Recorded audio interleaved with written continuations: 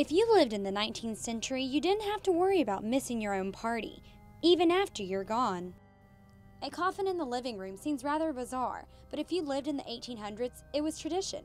People didn't want to be buried alive. They came up with patented coffins that had special ringing devices, escape devices, and it was also during the wake when the body's actually in the coffin in the house. Oftentimes they would tie a string to the fingers that would go to a bell in case they woke up.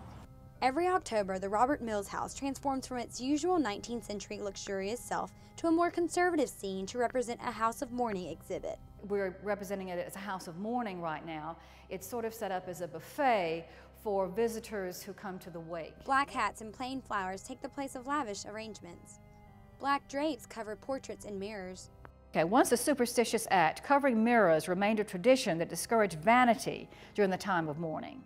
One thing in common with today's rituals are that people wore black attire. However, that's where the similarities end. If I lived in the 1800s and was mourning the loss of a husband, I would be expected to mourn no less than 2.5 years. I would also have to wear a black gown like this for no less than a year and a day. And then after that, they could wear gray or lavender or some kind of light purple color. A public mourning was just that. It was something that people, when you walked down the street, if you had just lost a loved one in the 1850s, people would know it because of the way you were dressed. When someone died, they would cut their hair or cut some of their hair and then make a design out of the hair and either place it in a frame and put it on the wall or wear it around their necks in a necklace.